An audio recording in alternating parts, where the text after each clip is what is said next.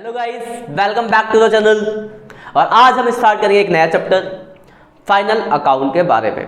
Financial statements class 11th finance. देखो अभी तक आपने, अब समझो क्या है ना, अभी तक आपने पढ़ लिया बेसिक सब कुछ है, लेकिन अगर याद हो आपको अकाउंट की डेफिनेशन, जब मैंने आपको सबसे पहले बताया था कि accounting is the art of recording, classifying, summarising, उसमें सबसे आखिर मैंने बताया था calculating net result of operation, that is net profit and financial position of the business, कि किसी बिजनेस का फाइनेंशियल स्टेटमेंट कैसे बनाते हैं, कैसे प्रॉफिट लॉस निकालते हैं, कैसे बैलेंस पोजीशन निकालते हैं, वो चीज हम अब सीखेंगे। इस चैप्टर में स्टार्ट करेंगे। दो चैप्टर है टोटल, ये चैप्टर आपका 19 और 20 दोनों लिंक आपस में, एक विदाउट एडजस्टमेंट एक विद एडजस्टमेंट से। तो पहले आपको अकाउंट्स के फॉर्मेट जानने पड़ेंगे, कौन कौन से अकाउंट बनाने को मिलेंगे, क्या उनका फॉर्मेट है, कैसे अकाउंटिंग होगी, फिर हम धीरे धीरे चैप्टर, बड़ा चैप्टर है, आराम से करेंगे। तो देखो क्या है आपका, समझो पहले बात को। फाइनल अकाउंट की अगर बात की जाए तो हम फाइनेंशियल स्टेटमेंट, ठीक है, चैप्टर नंबर है 19 फाइनेंशियल स्टेटमेंट, ठीक है, किसका पढ़े, सोल प्रोप्राइटरशिप बिजनेस का। तो देखो यहां पे 3 अकाउंट आपको बनाने हैं। सबसे पहला अकाउंट ट्रेडिंग अकाउंट, दूसरा जो अकाउंट हम पढ़ेंगे यहां पे प्रॉफिट एंड लॉस अकाउंट, और जो तीसरा पढ़ेंगे वो पढ़ेंगे बैलेंस शीट।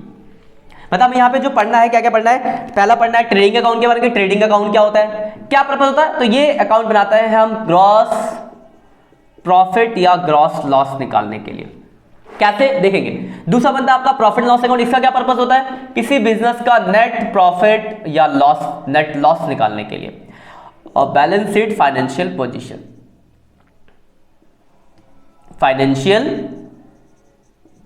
पोजीशन।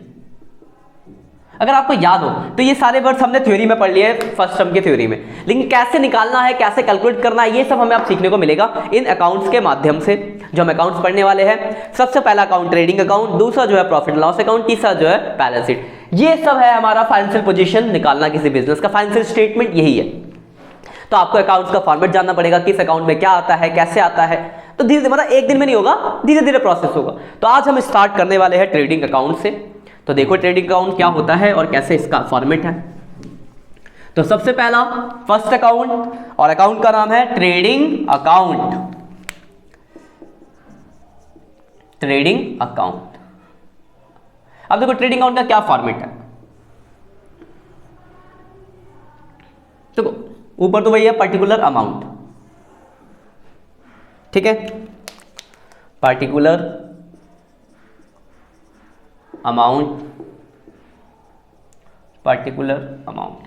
फॉर्मेट में क्या क्या आता है, तो सबसे पहले आता है यहां पे टू ओपनिंग स्टॉक। पहला आ गया आपका ओपनिंग स्टॉक, तो इधर क्या आएगा आपका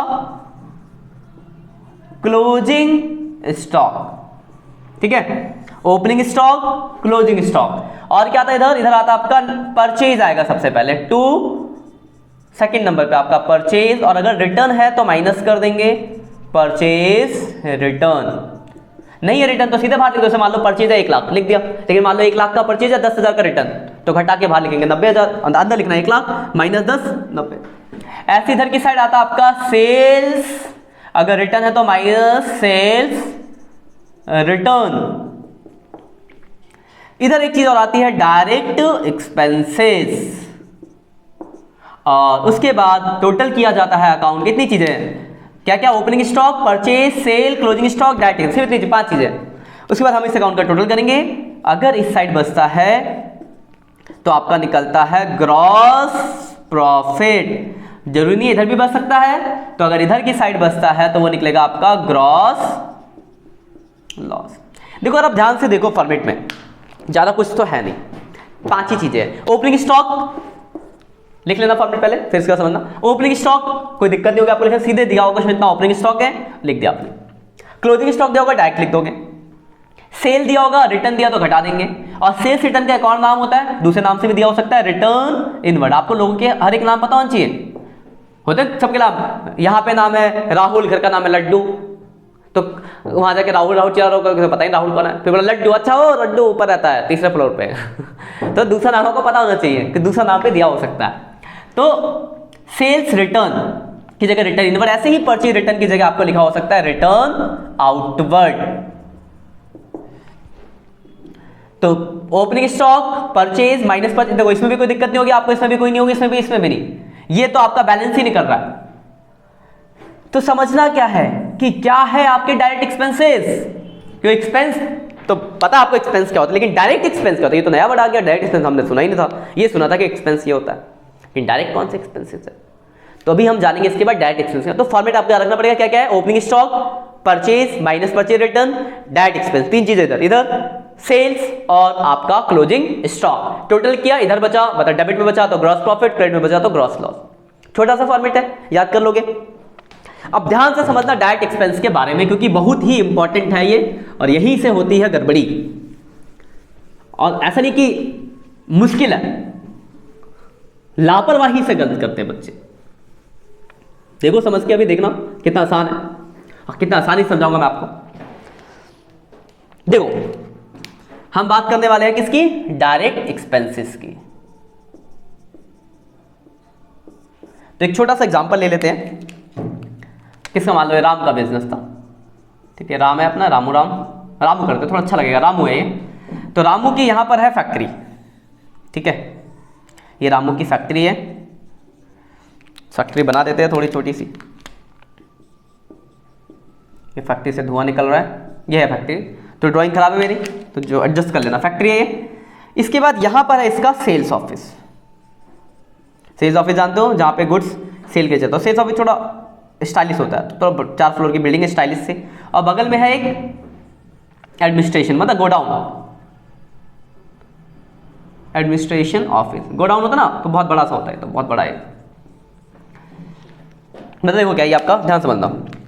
तो ये इनकी फैक्ट्री थी, सेल्स के लिए गुड्स जाता है सेल्स ऑफिस में, एडमिनिस्ट्रेशन डिपार्टमेंट रख रखाव के लिए पहुंच जाता है। तो होता क्या होगा, तो ये बाहर कहीं से रॉ मटेरियल लाता होगा, फैक्ट्री में मैन्युफैक्चरिंग करता होगा, और फैक्ट्री में मैन्युफैक्चरिंग करने के बाद प्रमोशनली मतलब बिकना है तो सेल्स ऑफिस पहुंच गया, या कुछ प्रोडक्ट वहां रखे होते हैं, बाकी ज्यादा मैक्सिमम सामान एडमिनिस्ट्रेशन डिपार्टमेंट में चले जाता है, गोडाउन ऑफिस में। और खर्चे तो हर जगह होते होंगे।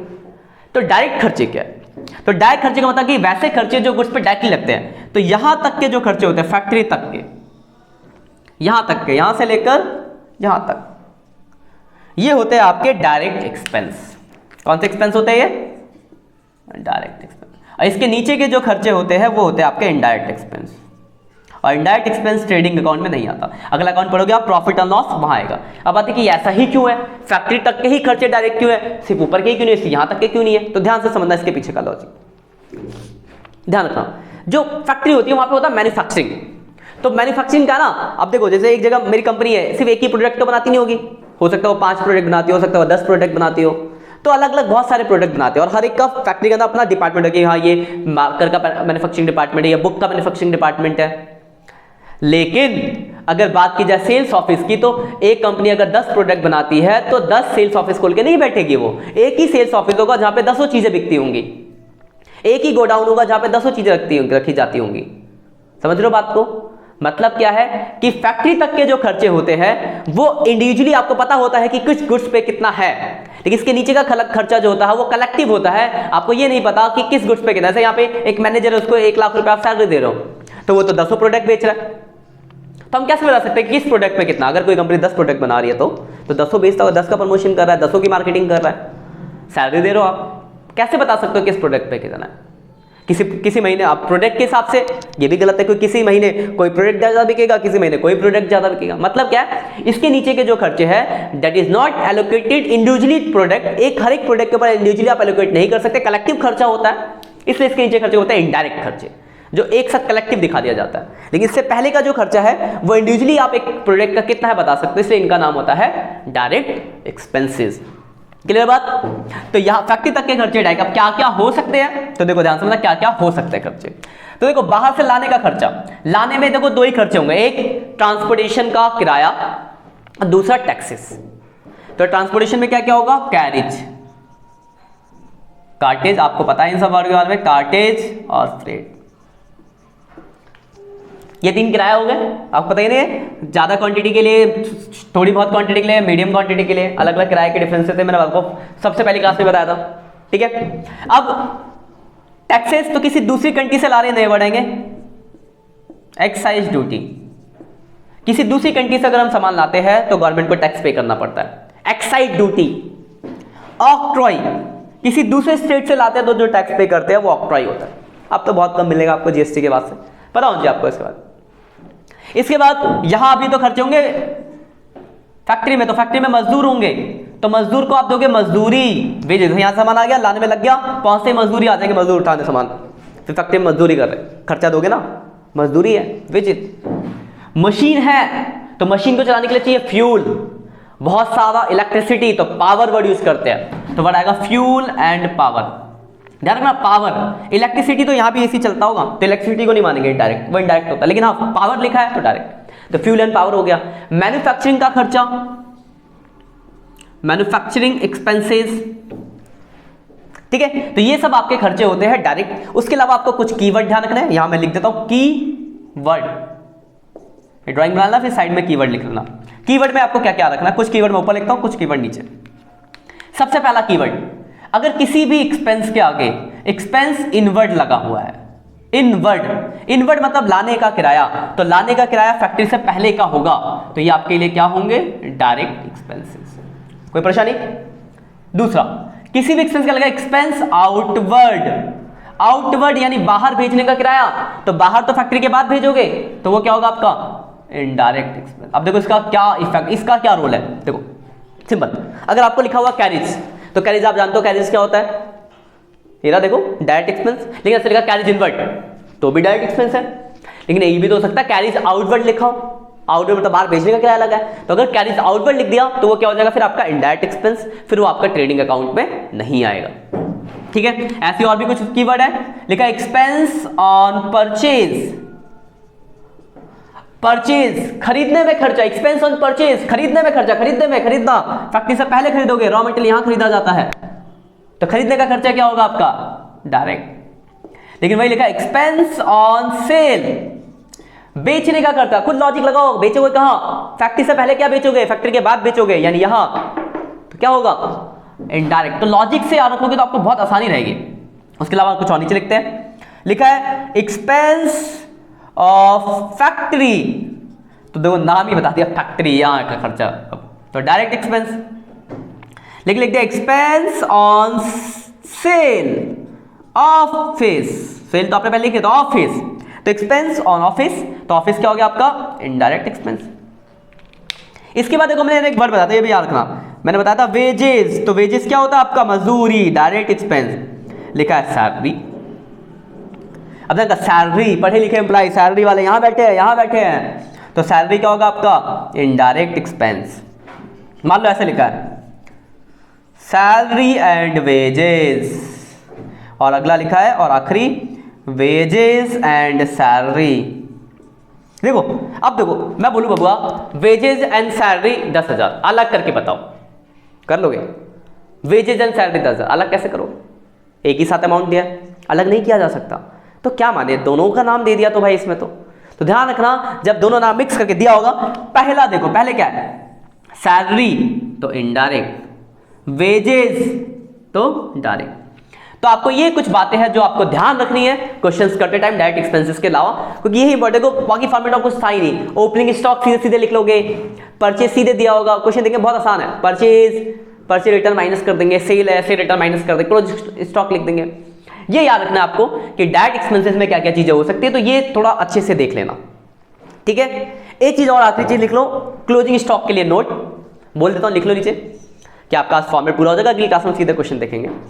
क्लोजिंग स्टॉक ले लिखो नोट फॉर क्लोजिंग स्टॉक लिख लो फटाफट। If book value and market value both given we should take whichever is lower. Hindi अनुवाद जान लेते हैं कि अगर कभी क्लोजिंग स्टॉक की दो वैल्यू दी हो, बुक और मार्केट आएगा आपको क्वेश्चन में देखना, तो बुक और मार्केट दोनों वैल्यू दी गई हो तो जो वैल्यू कम होती है हम उसको ही कंसीडर करते हैं, क्यों, तो ड्यू टू प्रूडेंस प्रिंसिपल, ठीक है। आपको याद होगा प्रूडेंस प्रिंसिपल हमने फर्स्ट टर्म में पढ़ा था कि फ्यूचर में होने वाले प्रॉफिट्स को रिकॉर्ड मत करो, बट जितने भी पॉसिबल लॉसेज है उसके लिए प्रोविजंस बनाओ, तो उसको फॉलो करते हुए हम काम करेंगे, ठीक है। आज के लिए इतना ही है, अच्छे से इस लेक्चर को देखना, अच्छे से समझ लेना, अगली क्लास में हम ट्रेडिंग अकाउंट के ऊपर कुछ क्वेश्चंस देखेंगे। आज के लिए इतना ही। Have a nice day, bye bye.